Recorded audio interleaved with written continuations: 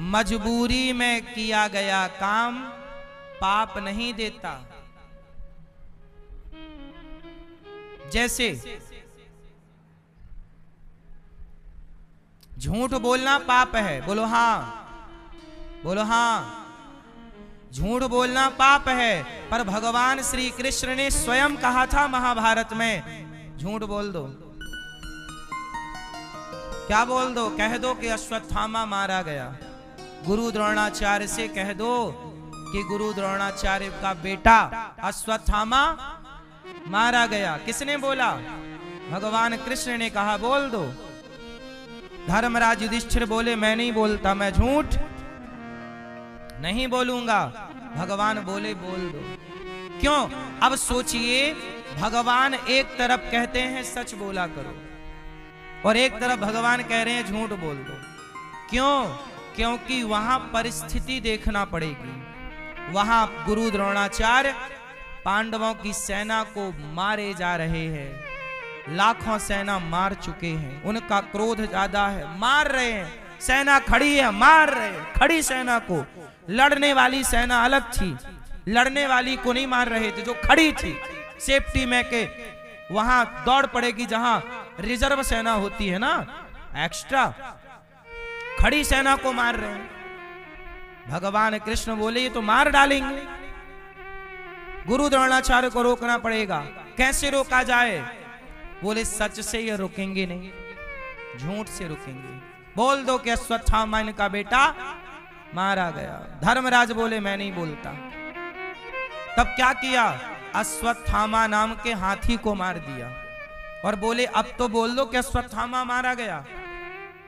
बोले हाँ बोल देंगे, लेकिन वो तो हाथी मारा गया। तो बोले गुरु द्रोणाचार्य ने पूछा कि क्यों धर्मराज, क्या अश्वत्थामा मारा गया? सब कह रहे हैं, अफवाह फैल गई कि अश्वत्थामा मारा गया। तो धर्मराज युधिष्ठिर से पूछा कि तू सत्यवादी है, तुम बताओ सही बोलो, क्या अश्वत्थामा मारा गया? धर्मराज युधिष्ठिर बोले हाँ अश्वत्थामा मारा गया। नरोवा कुंजरोवा, हाथी मारा गया कि नर मारा गया? गुरुजी आप थोड़ा रिसर्च कर लेना। लेकिन वो नरोवा कुंजरोवा बोला है, उसके पहले भगवान ने शंख बजा दिया। ये बात सुनी नहीं गुरु द्रोणाचार्य और अपना धनुष रख दिया। और रखा तो धृष्टद्युम्न ने आकर के गुरु द्रोणाचार्य का सिर काट दिया। ऐसे हत्या हुई गुरु द्रोणाचार्य की। अब मुझे ये बताओ कि परिस्थिति, सच बोलना धर्म है, पर कई बार झूठ बोलना भी धर्म हो जाता है। बोलो हाँ। यदि आपके एक झूठ बोलने से हजारों निर्दोष लोगों की जान बच रही है, तो बताओ वो झूठ सच से बड़ा है या नहीं? हजारों गाय की रक्षा हो रही है आपके झूठ से, तो वो झूठ सच से बड़ा है या नहीं? वो परिस्थिति क्या है, सिचुएशन पर निर्भर करता है कि उस समय हम जो कह रहे हैं वो बात सही है कि गलत। कई बार गलत भी सही होता है और सही भी गलत हो जाता है। इसलिए धर्म को बड़ी बारीकी से समझना पड़ता है। इसलिए मेरी मां, आप लोगों से बस मेरी यही विनती है कि मां, आप पाप से बचना। मांस खाना, यदि आपके प्राण जा रहे हैं, कोई विकल्प नहीं, मर जाओगे आप, उस स्थिति में चलो किसी के प्राणों को बचाना कि आपके पास अन्न है ही नहीं, दूर दूर तक नहीं है। आपके देश में अन्न नहीं होता, चावल नहीं है, दाल नहीं है, गेहूं नहीं है, कोई भी, केवल मछली है। तो उस परिस्थिति पर यदि आप मछली खाते हैं तो वहां आपने अपने प्राणों को बचाने के लिए खाया है। वहां आपका धर्म है, आप अपने प्राणों की रक्षा करें। स्वयं के प्राणों की रक्षा करना भी धर्म है। लेकिन ये बात केवल वहां सीमित है जहां विकल्प ना हो। अब आपके पास फल हैं, तमाम पदार्थ हैं, और फिर भी आप सब छोड़ के मछली खाओ, तो फिर आप पाप के भागी बने, क्योंकि यहां विकल्प है। बात समझ में आ रही है कि नहीं? अब आप कहो जी नहीं जी, देखो लिखा है कि मांस खा लेना चाहिए। अरे मांस खा लेना चाहिए, किस परिस्थिति में ये बात कही जा रही है? एक गुरुजी थे, उनका चेला पीता था बीड़ी, बीड़ी पी रहा। गुरुजी को पता लगा कि चेला बीड़ी पीने लगे। बोला, ए यहाँ बीड़ी पीता यहाँ? गुरुजी आदत लग गई है बीड़ी पी। गुरुजी बोले, ये बता तू दिन में कितनी बीड़ी पीता है? बोले, गुरुजी मैं दिन भर में कम से कम 10 बीड़ी पी जाता हूं, दिन भर में 10 बीड़ी पीता हूं। गुरुजी बोले, सुन बीड़ी छोड़ दे। गुरुजी आदत बड़ी बुरी है गुरुजी, एकदम से नहीं छूटेगी, कुछ आप आज्ञा करो। तो गुरुजी बोले, सुन तू फिर संडे के संडे बीड़ी पिया कर, तू संडे के संडे बीड़ी पिया कर। हाँ गुरुजी चलेगा, चलेगा। अब लो भैया, अब गुरुजी ने कहा संडे को बीड़ी पिया कर। अब उसने तो बोला अपने सारे मित्रों को, सुनो गुरुजी ने बोला है कि संडे को बीड़ी पीना चाहिए। अब जितने मित्र थे सबको संडे को बिठा के बीड़ी पिला रहा है। गुरुजी आए, क्यों रे सारे बीड़ी पी रहे हो? बोले, गुरुजी आपने ही तो बोला था संडे को बीड़ी पीना। गुरुजी ने उसको बोला था और उसको लगा कि गुरुजी बोल रहे हैं कि संडे को बीड़ी पीना चाहिए। अच्छा, बात वही है पर समझ का अंतर हो गया कि नहीं? बोलो। अच्छा ये बताओ, गुरुजी ने ऐसा क्यों कहा कि संडे को बीड़ी पी लेना? आप लोग बताओ।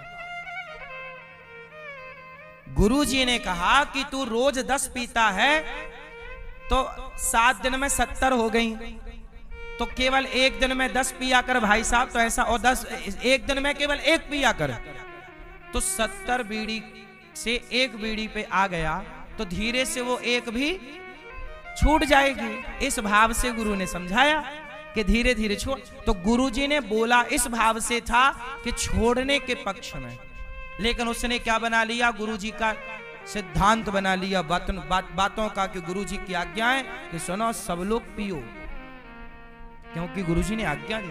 अब बता, ये बातों का ये अर्थ का क्या हो गया? अनर्थ हो गया। ऐसे ही शास्त्रों में कोई बात कही जाती है तो उसे आप लोग पूरा नहीं समझते कि वो किस परिस्थिति में किसके लिए कही जा रही है। कुछ बातें सबके लिए नहीं है। क्यों? अब एक बाप के 4 बेटे हैं तो बाप डांट रहा है बच्चे को, तो डांट रहा है तो उस 4 बच्चों में एक को ही तो डांट रहा होगा जो गलती किया होगा, सबको थोड़ी डांट रहा होगा।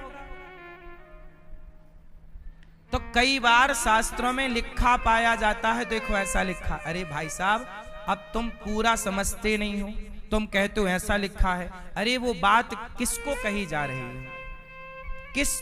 अब जैसे उदाहरण देता हूं मैं, रामचरितमानस में एक चौपाई है, उस पर लेके बड़ा विवाद होता है। ढोल गंवार शूद्र पशु नारी सकल ताड़ना के अधिकारी।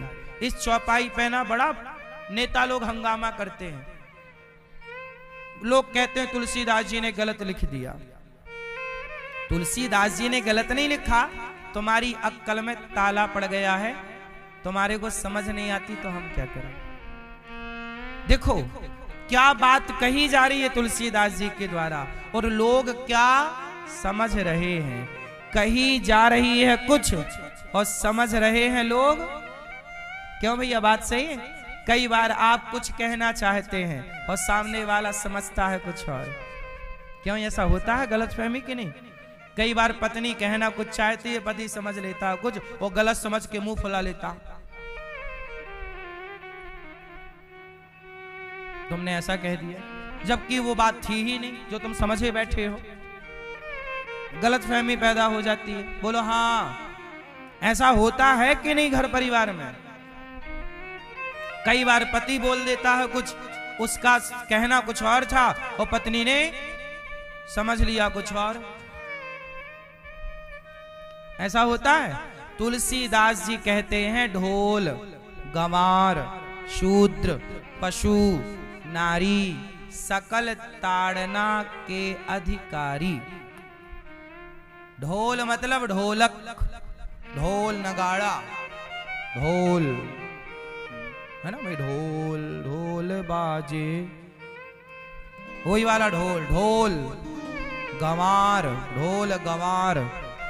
क्या बोलते तू, एक नंबर का गंवार है। गंवार, गंवार समझते हो ना, बिल्कुल निकम्मा मूसर, गंवार, ढोल गंवार। शूद्र, शूद्र का अर्थ यहां किसी व्यक्ति की जाति धर्म व्यक्ति विशेष से नहीं है। शूद्र का मतलब है सेवा, जो जैसे आपके घर में 4 कर्मचारी लगे हैं, नौकर चाकर, आपके घर में नौकर है, फैक्ट्री है तो नौकर होंगे, नौकर चाकर नहीं होते। तो ढोल गंवार, नौकर चाकर, ढोल गंवार। शूद्र, पशु, पशु मतलब बकरी गाय, आप गैया चराते हो, हाँ, गाय पशु, और वो गाय भैंस बकरी। ढोल गंवार शूद्र पशु। नारी, नारी, नारी मतलब स्त्री। अब इसको क्या लिखा तुलसीदास जी ने, सकल ताड़ना के अधिकारी। ताड़ना, यहां कौन सा शब्द प्रयोग हुआ है, जोर से, ताड़ना। क्यों भैया, ताड़ना मतलब क्या होता है, किसी को देखना। ताड़ना मतलब क्या होता है, आप बताओ। ताड़ना मतलब, ताड़ना का मतलब 2 होता है। ताड़ना मतलब होता है मारना भी और देखना भी। जैसे सन, सन मतलब सूर्य भी होता है और पुत्र भी होता है। उच्चारण तो एक सा ही है, सन, स्पेलिंग अलग अलग है। उच्चारण में थोड़ी स्पेलिंग दिखती है, उच्चारण में तो केवल उच्चारण। सन मीन्स पुत्र की सूर्य। अब वहां वो बात सूर्य की पक्ष में है तो वहां अर्थ सूर्य हो जाएगा, और बच्चे के पक्ष में है तो वो प्रसंग वहां मैटर करता है।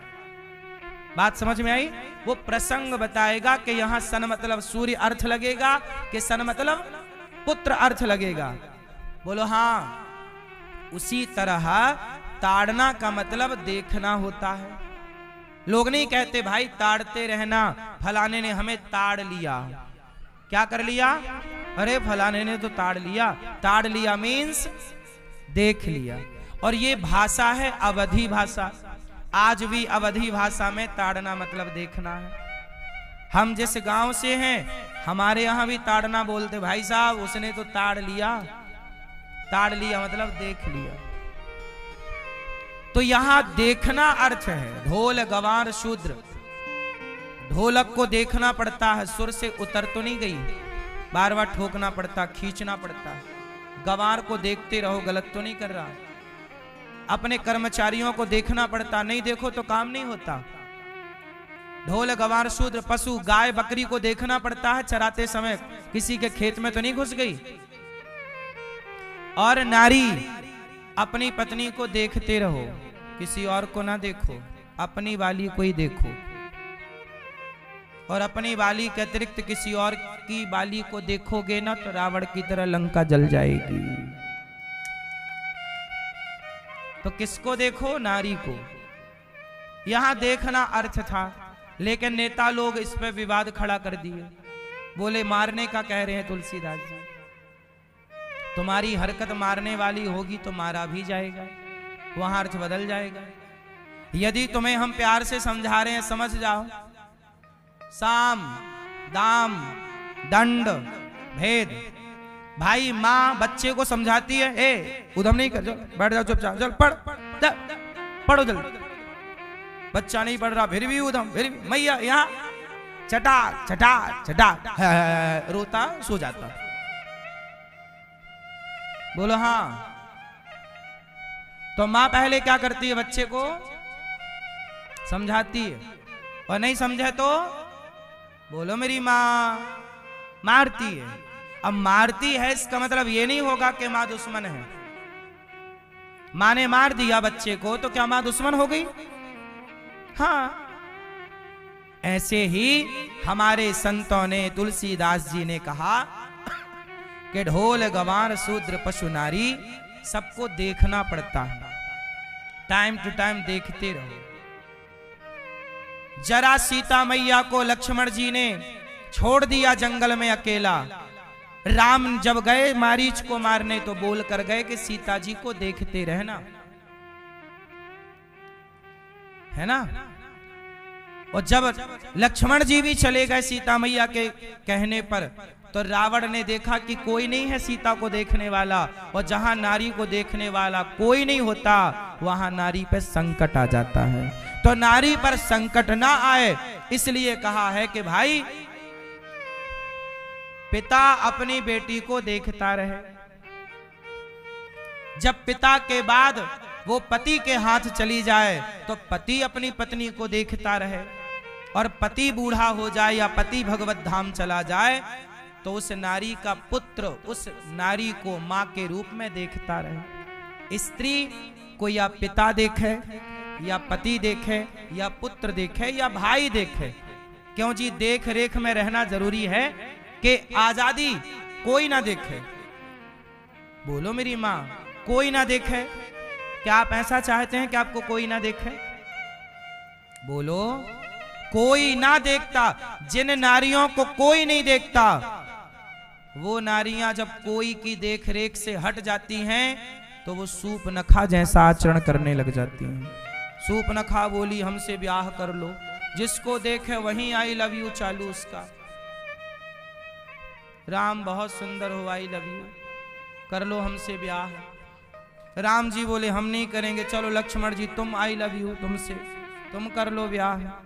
वहां भी जब नहीं बनी बात तो फिर लक्ष्मण राम ने बोला कि अब तो ये माँ ने समझाए, बहना मान जा, देवी मान जा, तू हमारी माँ है, तू हमारी बहन है, हम तुझे बहन कह रहे हैं, हम तुझे माँ कह रहे हैं, और तू सिर पे चढ़ी जा रही है। और जब नहीं मानी तो फिर लक्ष्मण जी ने कहा ला तेरी नाक ला, तेरी नाक ही काटूं। फिनिश कर दी। नाक काहे काट दी? हाथ काटते तो इसे कहना पड़ता मैं वहां गई थी तो हाथ कट गया। पांव काटते तो इसे बोलना पड़ता वहां गई थी तो पांव कट गया। नाक इसलिए काटी कि इसे बताना ना पड़े कि कहां गई थी, लोग देख के ही समझ जाएंगे कि नाक कटाने ही गई थी, नाक कटा के आ गई।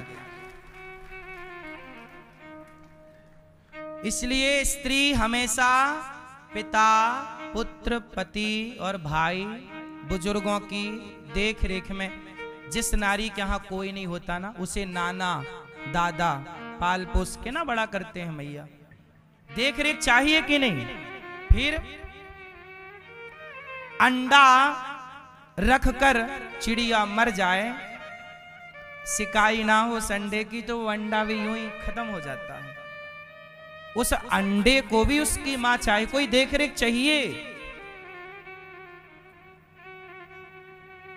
जंगल में सरवाइव करना सबसे कठिन है। जंगल में जैसे बच्चा पैदा होता है ना छोटा, वो शेर आ जाता है। कई बार शेर जैसे ही बच्चा पैदा होता है हिरनी का बच्चा धरती पे गिरा के शेर झपट्टा मारा, हिरनी भाग गई, बच्चा उसके हाथ में आ गया। या फिर कोई हिरनी मां मर गई और उसका बच्चा नवजात है, तो वो नवजात बच्चा के बचने की संभावना 99% तो नहीं है। नवजात बच्चा भी पैदा होते ही घास नहीं खाता, उसे कम से कम 10-15 दिन दूध पर रहना पड़ता है। जंगल का ये जीवन बोल रहा हूं। यदि मां चली गई दूध कौन पिलाएगा? कोई दूसरा झुंड में किसी का पी लिया दूध किसी मां का तो जिंदा रहेगा। घास खाना सीख गया तो जिंदा रहेगा, वरना उसका मरना तय है। वो छोटा है, उसे भागना कैसे कौन सिखाएगा?